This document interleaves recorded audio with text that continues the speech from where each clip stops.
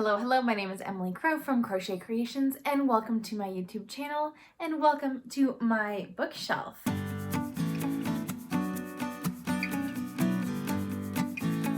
As you may know if you've watched a few of my videos, I am an avid book lover and also a fiber lover. So in this video, I wanted to combine both of those hobbies of mine by reading a book centered on fiber to share here. And the book I've chosen to start off, we're starting a new endeavor, so I didn't want to take on too big of a task. I decided that I really wanted to read A Stash of One's Own by Clara Parks. And Clara Parks has written quite a few books, or also compiled quite a few books about the fiber arts. And so there are a lot more books in her backlist that I could definitely dive into. I have at least one up here. I don't know if you can see it from this angle, but I've got her Vanishing Fleece book up here too that I want to review one day. My idea is basically, I want to read this book and I want to annotate it. I want to really dive in. I want to learn from this book. And then I want to share with you what I learn and how it can apply to your fiber arts. I really want to make this a series. I think this would be a really cool idea, and it would be a really fun way to connect my two loves of reading and of yarn. So we're starting with this book. I'm here for the books, and I hope you're here for the books too. I'll read the back a little bit to you. It says, Knitters on Loving, Living with, and Letting Go of Yarn. Clara Parks presents a heartwarming anthology of stories that celebrate yarn, specifically the knitter's reputation for acquiring it in large quantities and storing it away in what's lovingly referred to as a stash. So it'll be interesting to see how much of this book caters towards people who are familiar with the fiber arts versus people who are not familiar with the fiber arts. It'll be really interesting to kind of delve in and talk about my experience of reading this book and share with you what I think. So if you want to join me, I'd love to do a little buddy read. So make sure you're following me on Instagram so you can learn all about the books that I'm going to be reviewing so that you can join in. You can let me know what you're thinking about this book if you're reading it, or if there are any other books that you want me to review. And I'm not limiting it to just anthologies like in this style. I also have a lot of like how-to books, technique books, pattern books, any fiber arts related book I would love to dive into. So let me know down below if there are any books you want to see me review or other publications. I've got magazines up here too. So I will be gathering my supplies so I can get started on annotating. I'm not a pro annotator. I don't really annotate my regular books that I read. Sometimes if it's a nonfiction, I might do a little bit of underlining, but I haven't really gotten into annotation, but I want to really dive in and have good notes for myself so that I can give a really good presentation on this book as I am talking about it with you here on YouTube. Let's kind of get set up and we can get started. Here I am, other side of my desk, because I have my supplies for annotating right here, so I'll be showing you. I do apologize, my desk is not like sparkling clean. It is realistically semi-organized. I just recently got, just off of Amazon, I really wanted to try some transparent sticky notes and sticky tabs. I got a whole variety so I can kind of try them all out, see what I like the best. And I already pulled out the colors that I wanted to use for our book today, A Stash of One's Own. So I tried to pull from some of the colors that would maybe go with what's here. All of my supplies are from Mr. Pen. I just found them on Amazon. We shall see how they go, but they seem to have quite a variety of products and also had some good reviews. And so I took a deep dive in annotating supplies. And so we'll kind of see what I like the most and then what I end up not using as much. I have 3 different sizes of tabs. I got regular transparent sticky notes. I guess they're not technically actually transparent, they're translucent, but the point is you can actually see the words of the book underneath it, so you're not totally blocking out. And also you can take the sticky tabs off, so you can have the book as good as new rather than marking up the book. So that makes it easier for reread, if you're going to resell the book, if you want to collect those notes after you're done reading and put them all in one spot, like in a journal or something. I'm giving it a try, seeing how I like it. So I've got these regular sticky notes that I'll be able to write bigger ideas or discussion posts on there. Like if I want to write a whole big paragraph, I have these. I don't think I'll need these as much. I also bought these little flags. They've got this little peach that matches the big one, But then they've got all sorts of blues, and there's lots of these similar shades of blue on the cover. So this is the set that I picked. I think this will be more for like making note of like specific sentences or sections or whatnot. I'm thinking I'll probably use a lot more of these. I might color code a couple different topics once I get into it a little bit and realize certain themes maybe that are present in the book. And then I also have these little circle guys. They're bigger than the actual tabs, but they also still kind of act like tabs. So we shall see kind of how I want to use them. It's a process. We'll see how it goes. Another reason I picked this brand is because it came with its own pen, and I've already tried it out. I used one of the little circle ones, and I started this book 11/3/23. And what's really awesome is that this actually was not hard to write, and it looks kind of like it would smudge, but even like maybe 10 or 15 seconds after I wrote it, did not smudge. It did a great job. I was thoroughly impressed. So we're gonna get started on this. I'm gonna take my nap for night shift, so I'm probably gonna start reading this as I'm kind of winding down, trying to feel a little sleepy, and then I'll put this aside and we'll get back to it in a little bit, maybe tonight, while everything is dark and everyone else is sleeping and I'm trying to stay up late to kind of switch over my schedule. All right, I am cozy in bed. Alfred is joining me. He's been very clingy today. I think he's just missed me. And so he's literally gone everywhere with me, all over the house, upstairs, downstairs, into the bathroom, like he's just following me around the whole day. He's usually not this clingy, but I don't mind. So I've got my supplies. I've got my book. This book is like 180 pages, 180-ish. And what's really cool, in the back cover flip, I know there's a name for this. It's not like a hardcover book, so it's not on the dust jacket. It's just part of the cover. But it's got a list of the contributors because there are a bunch of different knitters sharing their experiences with fiber. It does say specifically knitters, so I'm wondering if there are more books that are catered towards crocheters, since that's definitely an underrepresented community in the fiber arts realm. But this book, I've tried to look through the names and see if I recognize any of them. Of course, Clara Parks herself has one of the, I don't know if you'd call them essays. Let's call them essays for now until we know otherwise. So she's got an essay in here, a couple other names. I recognize Amy Herzog. I think she has a like sweater, like ultimate sweater pattern writing book or something like that. I'll pop a picture up so you can see what I'm talking about. I don't recognize that many names. I wonder if I just don't know who they are, but then as I read and they introduce themselves, I'll be like, oh yeah, like I follow you on Instagram. I just didn't know that was your last name. I don't know. We'll find out throughout. But so far, out of the 22 contributors, I recognize 2 names. So that's a great start. This book came out in 2017, so not too long ago, like 6 years ago. Let's get started now that we're cozying in. You can see I've got my squashmallow here. I promise I'm an adult. I am 28 years old, but it's been great for having a pillow up against the headboard as I am sitting up and reading. Put your butt down, cat. I'm gonna be on camera. Make room. Hi.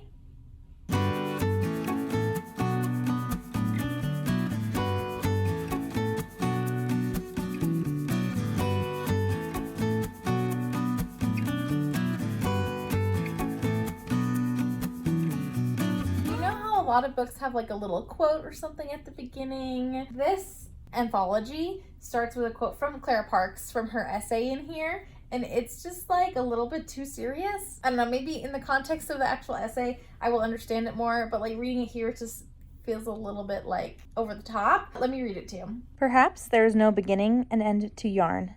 Just a constant heartbeat of energy, a long chain of shifting shapes, from lamb to landfill, that started with the Big Bang and won't end until the next Big Bang. All we have is the here and now, the yarn in our hands and on our needles at this very moment. That's our stash. Is it maybe too cosmic of a thought to bring up the Big Bang? I don't know. It's just yarn. I don't know. What do you think?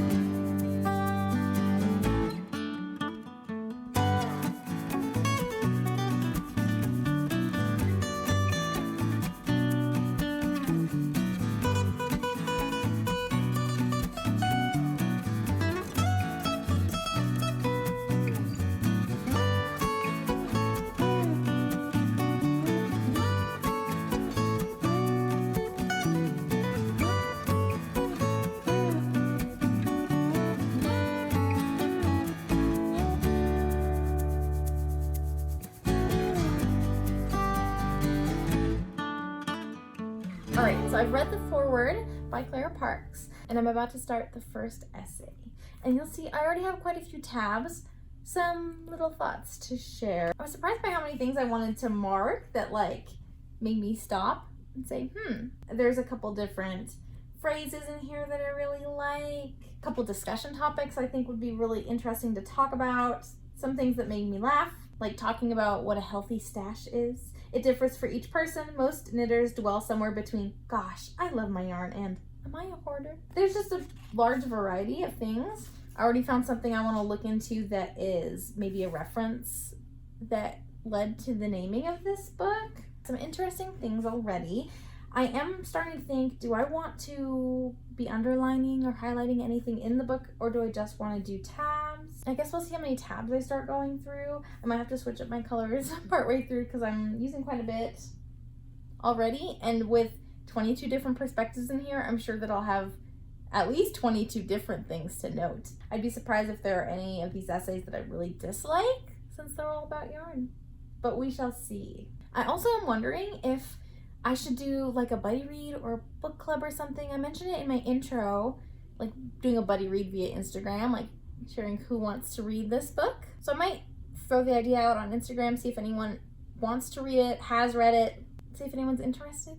If I should do a little book club, that might be kind of fun to share and have a place to discuss some of these things. That I think could be really fun if enough people are interested in participating. And honestly, enough people is just like 2 besides me. All right, so it is now nighttime. In fact, it is early morning. Like I said, I'm switching over to my night shift schedule. So it is about 2 o'clock in the morning right now. I want to stay up for a couple more hours before I get a little bit of sleep before the morning, hoping to spend tomorrow morning with my family, then get a really good nap in before my night shift. That's kind of my plan. So we gotta stay awake. We're gonna be doing some reading. I finished the foreword of this, and actually I find out that there are 22 contributors plus Clara Parks herself, and so there are actually 23 essays in here. Not a big deal. I can definitely still finish this month. I'm thinking if I try to pace myself 1 essay a day, I can still breeze through this, and I'll probably read more than 1 essay a day on certain days. Other days might get too busy if I'm working a 12-hour shift during the day or something. We shall see. But I fell down the rabbit hole. So I was talking about maybe doing like a book club or something on Instagram, reaching out. So I dropped everything and I threw this information up on Instagram, and I had some people say, hey, I would be interested in reading that or in doing a fiber book related book club. So I set up a Discord server just now. I will link it down below. So I'm hoping to do this again in the future, not just for this book, so that you can also join my Discord server and my crochet and knitting bookshelf book club. That was fun.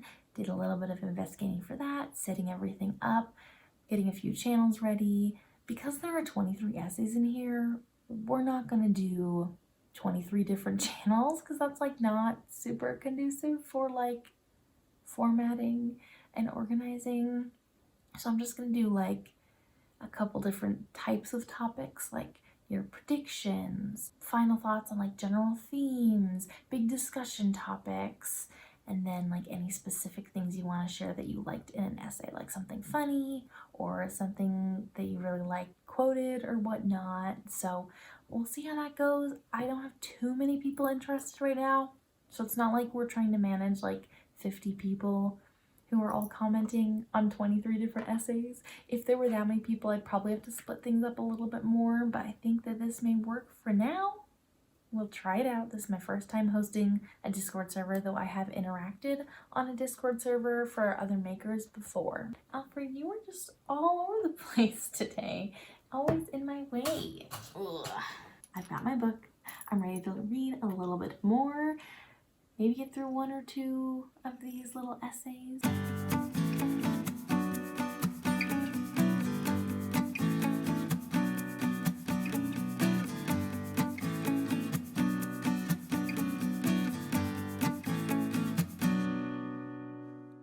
I just read 1 essay out of here. It was not even 7 full pages, really short. was by Meg Swanson, who is the daughter of Elizabeth Zimmerman, who I don't know if I could point to anything in particular I know she's done, but I recognize the name as one of those like founding mothers of modern knitting. Yeah, I need to go do some historical research into that name because I'm like, why do I know that? I'm sure I've seen tons of books by her, maybe patterns even, I don't know. Very interesting. This essay was about inheritance, inheriting knitting and what knitting means, and the world that her mother created in the knitting realm, how her mother shaped knitting, I guess, and how that has impacted her as a maker too. So very interesting, even though it's only 7 pages long. And I mean, a lot of it is like historical, like sharing, you know, after her mom died, this is what people did, or, you know, this is some article tribute or whatever to her. I still had like 3 or 4 discussion points that I think would be really interesting to talk about, like enough so that we could have like a book club meeting, 30 minutes on just this essay. I could definitely think of a lot to talk about and how it relates to our stash, maybe what kind of fiber world we've inherited, either from the parasocial relationships we have online or the makers that maybe taught us how to make via YouTube or a book or something, or even our relatives or friends who have taught us how to knit or crochet and the inheritance that they have left us. Interesting topic. Great start to the book. I think I'm going to knock out maybe 1 more of these essays if it's not too long, and then move on to something else just to kind of pace myself. It's really fun and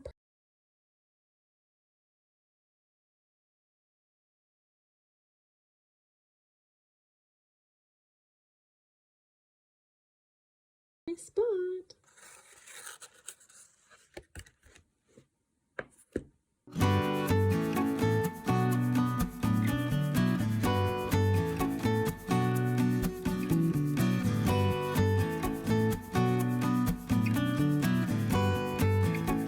What you doing?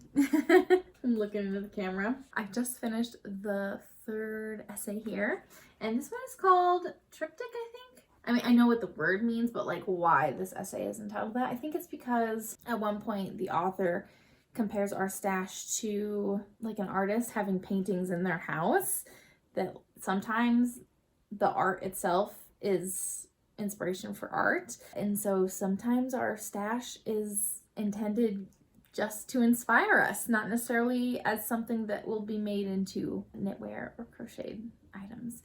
So I think that's why it was called Triptych. She talks about the different memories that yarn gives her and how there's, you know, certain rules that she has for yarns to get rid of from her stash and yarns to keep in her stash. But there are yarns that break all those rules because they have certain memories attached to them and they have significance. They have significance in her life. And so I'm gonna look at my stash and see if there's any yarns in particular that I don't think I can get rid of because they tell a story to me, about me. Okay, if we're gonna talk about stash, this is the main bit of my stash that you may see in my videos. You'll see I am overflowing. I went to Wool and Folk and the New York Sheep and Wool Festival, and so I got quite a bit of skeins there. I definitely need to do some more organizing, knitting, etc. I have that like one little bin in that bag. I've also got a couple other random things I should just tidy up. I also have a couple advents. They're piling in, which is exciting. And then in my closet, I have all my like backstash. So in my closet, I have my backstash of the things that are not hand-dyed yarn that I don't necessarily want to display, but I haven't gotten rid of yet. So you'll see I've got a few. This big one here is like sewing materials, but I've got, let's see, it looks like 1, 2 big totes and then 2 small totes and a little overflow. So yeah, let's take a look and see if we can find any treasures in here that I just can't get rid of because of the story that they tell.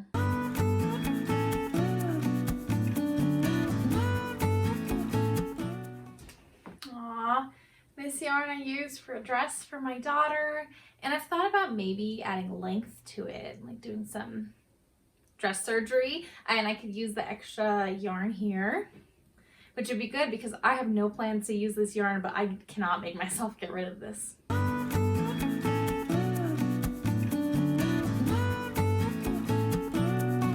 This yarn, I have a couple extra, quite a bit extra. I use this yarn for my Just Peachy Pinafore design that I did for my daughter.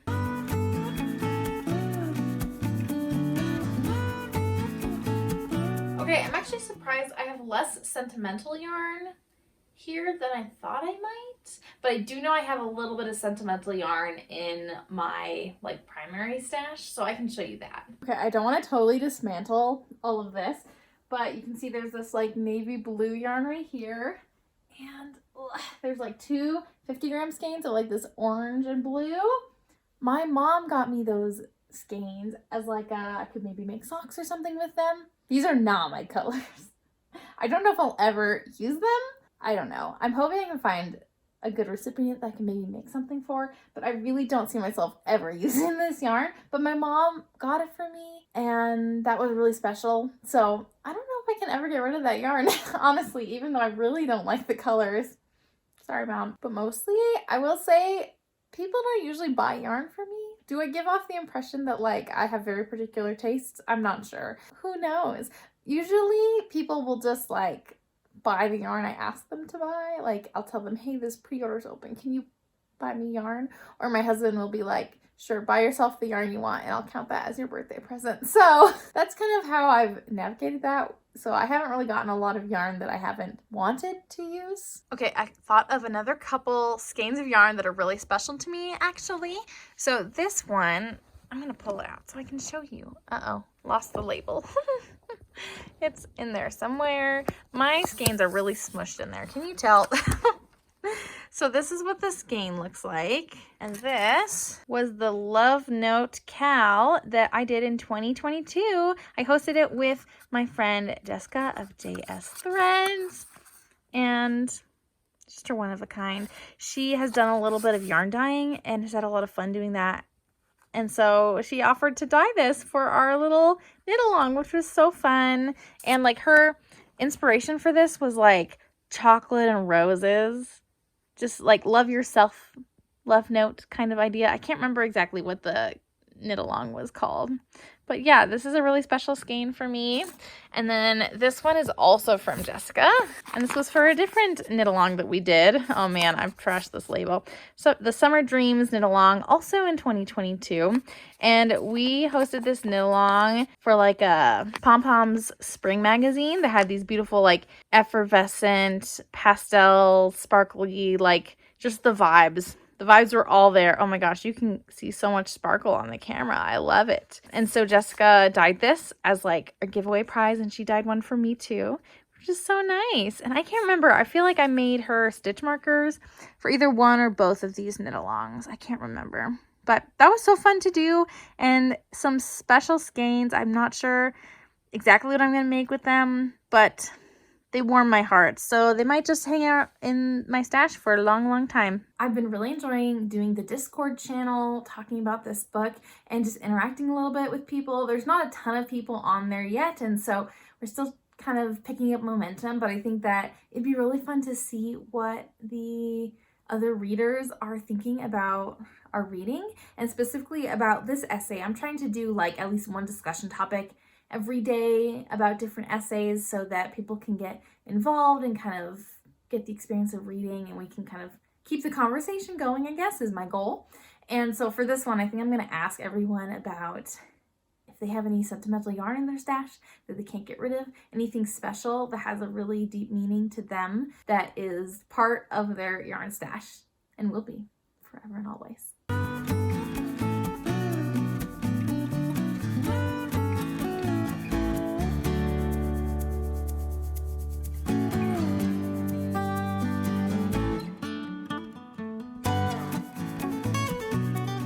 Hello. It has been a minute since I have talked to the camera. I am slowly working my way through this book, and it is very slow goings. I started this, I think, in November, and it is now February. I've just had other things that have been more important, and honestly, I've enjoyed reading this. but all of the stories have felt very one note. There's only really one perspective on Stash, and that it's good, that it's inspirational. Like, there's not a lot of variety, I guess, in the messages here, and so there's not a lot compelling me to keep reading, unfortunately. I've got about a third of the book left, and I do want to finish this. This isn't that long, and I honestly have enjoyed reading it. I think also having it in essays makes it easy to pick up an essay, read it, and then put this down for a while rather than just like continuing to read. So I'm going to try to read a little bit more tonight. I've got some tabs, probably more than I would need, but I tried to just kind of keep track of things that I may want to talk about or I thought were interesting to kind of have more things to discuss on my Discord. But I really want to finish this book this month. So I've got about 60 pages left of this book. I'm going to get one more essay done tonight, and we'll kind of readjust and see how we're doing and if there's anything that stands out to me. I'll hopefully check back in with you when I'm done reading this and kind of give you my final thoughts on this book. Hello, it's been a minute and you know what? I have braces now. I'm really trying hard to finish this vlog because I feel like it's lasted forever, because this book has lasted forever. I have one more essay. I'm working night shift. My patients are asleep. I'm gonna finish it tonight. I'm so excited.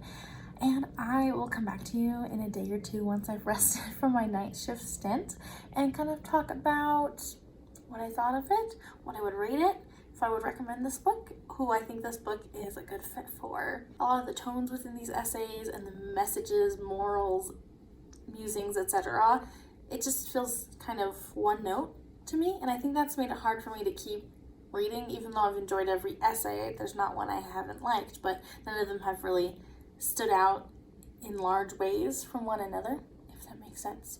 So I'm gonna finish it tonight, and then in the next clip I'll talk to you about this book and what I think overall.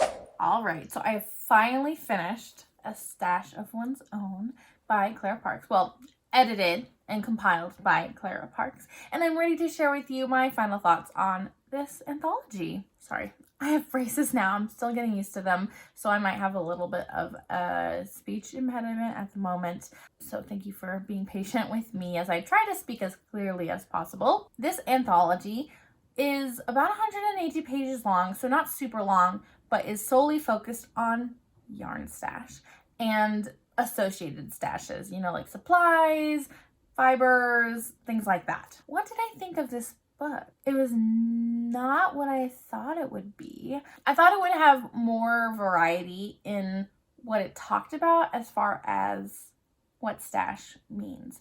It felt like a lot of these messages really worked together for like the overarching message throughout this anthology. So that was kind of interesting. I was hoping for a little bit more variety. But let me read to you what Clara Parks said in the foreword on basically what the purpose of this anthology was and see if she accomplished that. So here it says, if you are a knitter who struggles to explain to others why your yarn stash means what it does to you, why it deserves so much more than a dismissive eye roll, this book can be a start. If you struggle not, if you love your stash and tend to it daily, let this book be your celebration. Also those who are non-knitters too, like this book can be for you, but I am a knitter and crocheter, so that's kind of what I was thinking about as I was reading this book.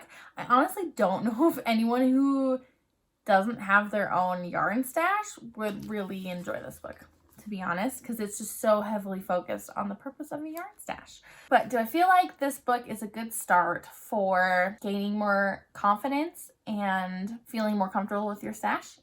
Yes, I agree. Do I feel like if you're already comfortable with your yarn stash, that this book could be a celebration? I also agree with that. I think that this anthology definitely accomplishes that purpose, though it did feel very one note, and so it was hard to keep reading when I felt like I was reading the same thing over and over again. There was a few standout essays to me that were really meaningful and were worth my time reading, but all the rest were just kind of there and not saying anything particularly new. Though I did pull out some themes that are very common throughout this anthology that I wanted to share with you. Some key themes that I took away from A Stash of One's Own. Stash is whatever you want it to be. Some people in here talked about their very minimal or basically non-existent stash that they just go and buy yarn and work on it immediately, or they only have yarn stashed for like certain types of projects. There was also people who had tons and tons of yarn stash, who had like a room dedicated, who had tons of shelves and things stored away and were constantly rotating through their yarn stash. There were even some statistics on like Ravelry's stashing feature, and some people had exorbitant amounts of stash. So there was a huge variety in what a stash looked like to each individual author in this anthology, but basically yarn stash is whatever you want it to be, and that is okay, whatever works for you, whether you're more minimal or more maximal in your yarn stash. Another theme that I noticed is that stash is not just about the physical yarn itself, but about the tools and supplies you need. It could be referring to the patterns. I know I've got quite a stash of pattern books right here next to me. Ta-da! And that's only 2 of the 4 shelves I have in here on my desk. Other yarn stash things, the things that you actually make. So that basket of hats and gloves and things that you have in your front entryway, that's part of your stash. Your pile of sweaters in your closet, the dresser drawer full of hand-knit socks, those are all part of your stash as well. It's not just the yarn itself, but it's everything related to your craft. Another big theme in this anthology was that your stash is not just what you hope to turn into something, like the yarn that you're hoping to make into something else, but your stash is also an artistic representation, an artistic inspiration, so that you can continue to create. And I really loved that theme throughout this anthology, because I can't possibly work through every single skein of yarn that I have in my stash when it's calling to me, but seeing this beautiful yarn, especially because I like to have it out. I have a bookshelf right here, I'll show you, but especially having it out so I can see it really inspires me to continue to create, to continue to make, to brainstorm on the things that I can make, and having my yarn inspires me to continue to create. So I definitely agree with that for myself personally, and I do find that stash can be an inspiration to help you continue to be creative in your art. Another theme that is pretty significant, I feel like, is that your stash is constantly changing and is a reflection of both like your personal history as well as history of the craft in general. I'm sure all of us have those old skeins of yarn of interesting textures or more novelty yarns, or maybe a discontinued yarn that we know is discontinued that we're just savoring for the right moment. Those things that really show the history of yarn craft and that we still hold on to because they have that historical aspect. More personally though, if you look at your yarn stash, I'm sure you can remember, oh, these are the types of yarns I bought 5 years ago versus the types of yarn I bought last year versus the types of yarn that I buy this year.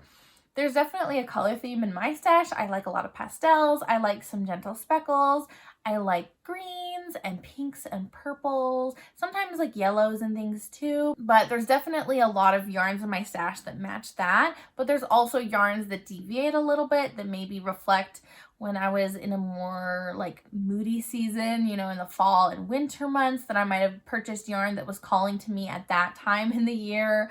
Or a couple years ago, there were certain colors that I thought I really liked versus now I realize that I am a mauve girly, things like that. So it's interesting to look at your own personal yarn stash and see the history of how your tastes have changed and how your making has changed.